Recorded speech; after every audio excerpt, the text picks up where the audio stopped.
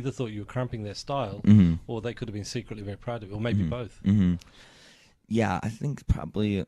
I know one of them never really gave a shit at all, but the other one maybe. Was he on a different path in life? Is that why? Yeah, he's just a special person. He is. Does he have like He's a lawyer now. like a proper job? Well, that's great. Yeah.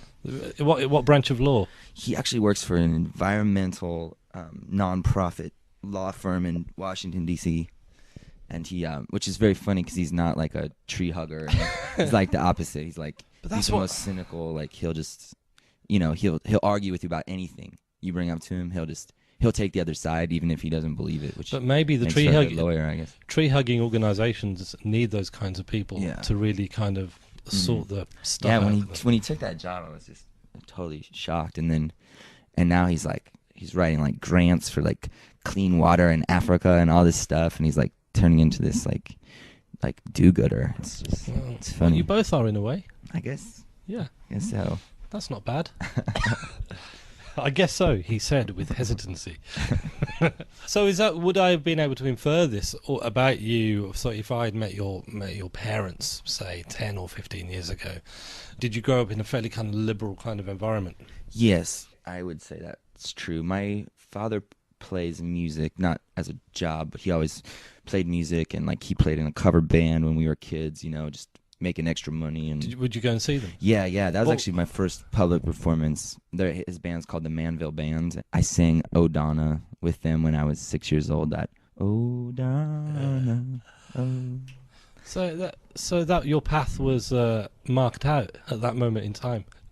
Well, it maybe took me a while to figure out, but music to me has always been, each thing that happens, I'm always a little surprised. Like the first time we made a CD, the first time we went on tour, first time I went to New York, first time I came to Europe, all these things. It was like, wow, can't believe that happened, Well, at the risk of embarrassing you, songs like "I Must Belong Somewhere" and obviously "When the President Talks to God," if I had quite kind of cool left-leaning parents, I'd be, like I would imagine those parents would be rather proud of what I was doing. Yeah, my mom, I think they are proud. My mom, I get all that from her because she's sort of like a crazy do-gooder as well. She's an elementary school principal, and always is like doing things for poor people, and she's kind of a local celebrity activist. Right, really?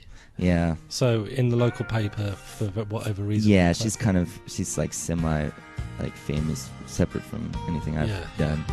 Leave the whimpering dog in his cold kennel. Leave the dead starlit on her pedestal. Leave the ash-sick kids in their green fish bowls today. Leave the sad guitar in its hard shell case. Leave the worried look on your lover's face. Let the orange embers in the fireplace remain. 'Cause everything, it must belong somewhere. A train off in the distance, bicycle chained to the stairs. Everything, it must belong somewhere. I know that now, that's why we're staying here. Just talking to you, you seem to be in a rather a better place than when I saw you at the Glastonbury Festival a couple of years ago. I think a lot was made of that in a funny kind of way because first of all, I think maybe in as much as one can surmise what John Peel would think about someone, for people who didn't read the stories, sort of calling him a cokehead on stage, I thought he might have found it quite funny. Yeah, I mean, I never had the pleasure to meet him or anything, and I regret. Obviously, it's terrible. I'm sure you regret it. Terrible to just talk anything about, especially someone that's deceased. But I just figured though that if maybe it was Marquis Smith on there doing it, we'd have all said, "Hey, look at Marquis Smith up there, you're doing that." Yeah. I mean, I guess I always have this problem where if I get sort of in a certain state of mind, I want to do like the most offensive thing I can possibly do. It's a bad habit. It's kind of bad, but it's kind and of that day, funny everyone, well. I mean, obviously everyone, it was like the biggest applause line of the whole day for all the They're people on the still doing stage. it. Was like, "What's up, John Peel?" And then everyone would clap, and I think it just got in my mind after like hours of not eating and getting wasted and like kind of hating the circumstances, that I just somehow this little demon crawled in and was like, oh, you could really get something thrown at you this way. I think the concept It's of that desire of like wanting to get beat up, which I also had that problem when I was younger too, where I would pick a fight with the biggest dude. Just to get my ass kicked, because I kind of secretly wanted to. I used to have that at school as well. I used to go up to all the jock kids and pretend to be gay. I did that too. Did you? Yeah. Kiss their neck. That's a good yeah. That's a good way to get your ass kicked quick. So you divide your time between Omaha and New York, Lower East Side? East Village. I don't know what Lower East Side means, but I like the sound of my voice when I say it. Yeah, it's East Village. It's one neighborhood up from the Lower East Side. East Village. Okay. They're slightly different, there. but they're connected. Great record shops. Yeah, it's a great place to live and work and play.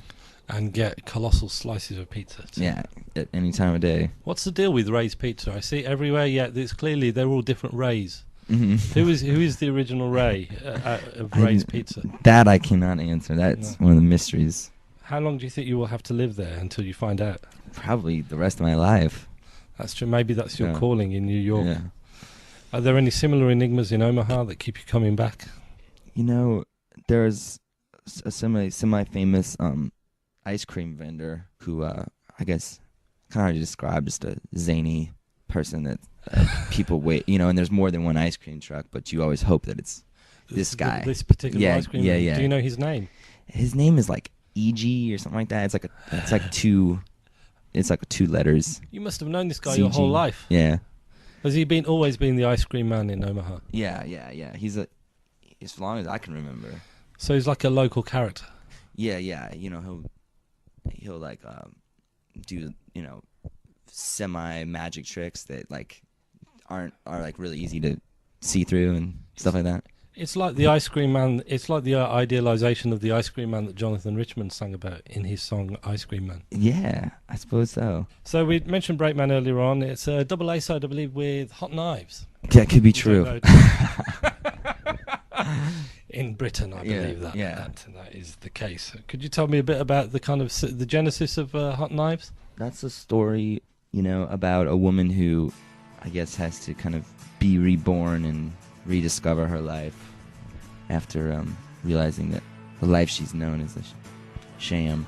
So it's sort of, I guess, a new beginning song. The wife forgave the mistress, for she only entertains. The pain was gone the instant she cleared her throat to speak her name. Said both of us must suffer from the same unending ache.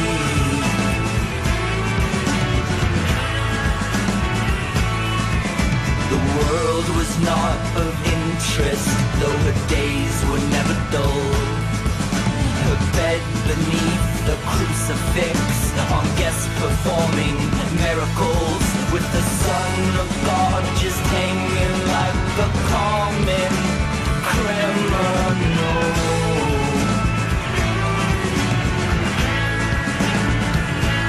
When I do wrong, I am with God, she thought. I get the feeling, and this I mean as a compliment, that you don't spend too much time on your songs, or at least they seem to kind of emerge in a rhapsody, and that's what I love about them. I think is that just an illusion? It depends on the song. Some songs I write very quickly, and I sort of never look back, and then the other ones are like more. They'll hang around for a long time, and I'll feel like they're not done, or I'll just keep writing verses and eventually pick the ones I want, kind of thing. So it's sort of, there's no method really at this point. Kind of. How about Soul Singer in a Session Band? I mean, that's an extraordinary song, I think. That one happened